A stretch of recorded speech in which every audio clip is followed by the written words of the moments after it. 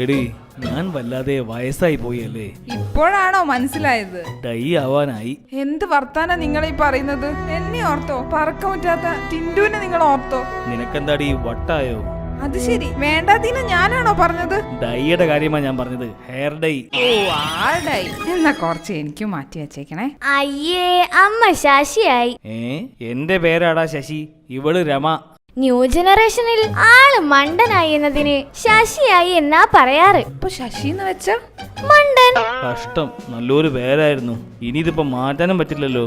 അത് സാരമില്ല, അച്ഛൻ അത് കറക്റ്റ് മാച്ചാ. ആ അതവിടെ നിക്കട്ടെ, നീ പോയി ഡൈ വാങ്ങി വാ. പോവാം, പക്ഷെ ഒരു കണ്ടീഷൻ ഉണ്ട്. എനിക്കറിയാം, കണ്ടീഷൻ എന്ന് വെച്ചാ കമ്മീഷൻ അല്ലേ. ബാക്കി പൈസ കൊണ്ട് നിനക്ക് മുട്ടായി വാങ്ങണം. കമ്മീഷനും മിഠായി ഒന്നും അല്ല, കടയിലേക്ക് പോയി വരാൻ അച്ഛന് ബൈക്കൊന്ന് വേണം. അയ്യടാ, എടാ ദൈവം നിനക്ക് എന്തിനാ 2 കാല് തന്നത്? ഒന്ന് ഗിയർ മാറ്റാനും മറ്റേത് ബ്രേക്ക് ചവിട്ടാനും. എന്തേ?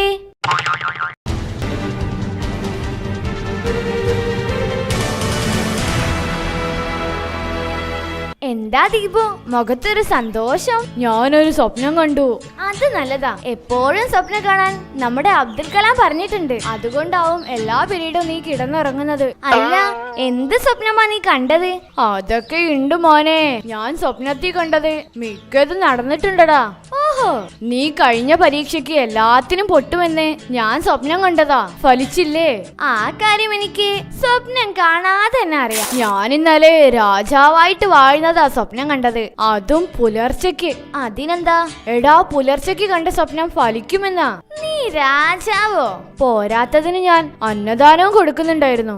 അത് ശരി, ഇപ്പം കാര്യം പിടികിട്ടി. എന്തു കാര്യം? തലപ്പാവ് വെച്ചിട്ടല്ലേ നീ നിന്നെ കണ്ടത്? അതെ. പിന്നെ അന്നദാനവും നടത്തിയല്ലേ? സംഗതി പിടികിട്ടി. എന്ത്? ഇന്ത്യൻ കോഫി ഹൗസിലേക്ക് ഒഴിവുണ്ടെന്ന് പത്രത്തിൽ കണ്ടപ്പോ ഇത്രയും വിചാരിച്ചില്ല.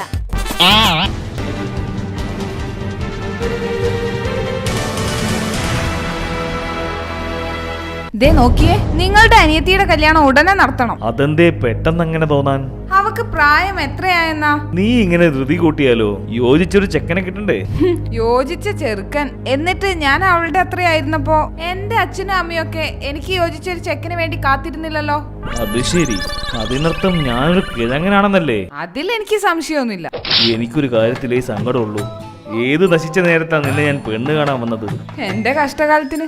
അതേടി, എന്റെ ജീവിതത്തില് എനിക്കൊരു തെറ്റേ പറ്റിയിട്ടുള്ളൂ. അതേത് തെറ്റാ?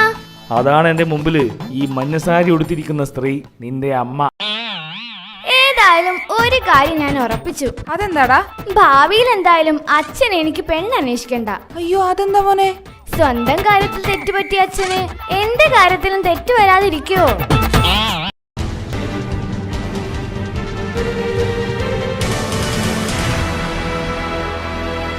നീ അറിഞ്ഞോടാ, എന്റെ മകൻ ജോണിക്കുട്ടി ജപ്പാനിന്ന് വന്നു.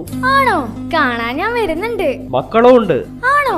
എന്തൊക്കെയാ പേര്? നാക്കിമൂട്ടോ, പിന്നെ യാക്കസാക്കി. നല്ല ഐശ്വര്യമുള്ള പേര് തന്നെ. അവന്റെ ഭാര്യ ജപ്പാൻകാരിയല്ലേടാ, അവളുടെ പേര് വാക്കസാക്കി എന്നാ. കാവസാക്കി എന്ന് കേട്ടിട്ടുണ്ട്. അതവന്റെ അളിയൻ.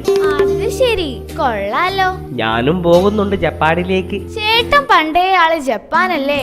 ഒന്ന് പോടാ, എന്നെ കാണാൻ കാത്തു നിൽക്കുകയാ ജപ്പാൻകാര്. 2 ദുരിതങ്ങൾ അവർ അതിജീവിച്ചതാ, മൂന്നാമതൊരെണ്ണം കൂടി വേണോ? അവന്റെ ഒരു തമാശ. നീ ഉദ്ദേശിച്ചത് ഹിരോഷിമയും നാഗസാക്കിയും അല്ലേ? അത് തന്നെ. എന്നാലും ഈ ജപ്പാൻകാരുടെ ഒരു കാര്യം എന്താണടാ? സാധാരണ നമ്മള് മരിച്ചാൽ എന്താ ചെയ്യാ? കുഴിച്ചിടും, ചിലര് ദഹിപ്പിക്കും. ഓരോരോ ജാതിയില് ഓരോരോ രീതികള്. പക്ഷെ ജപ്പാൻകാര് മരിച്ചാൽ എങ്ങനെയാണെന്നറിയോ? എങ്ങനാടാ? അവരെ അന്തരീക്ഷത്തിലാ സംസ്കരിക്കുന്നത്. അന്തരീക്ഷത്തിൽ എങ്ങനാടാ വിഡ്ഢി സംസ്കരിക്കുന്നേ? എന്റെ ചേട്ടാ, ഞാൻ ഇന്നലെ ഹിസ്റ്ററി ചാനൽ വെച്ചപ്പോ കേട്ടതാ. ഹിരോഷിമയിൽ മരിച്ച രക്തസാക്ഷികളുടെ മൃതദേഹങ്ങൾ ശോകമുഖമായ അന്തരീക്ഷത്തിൽ സംസ്കരിച്ചു.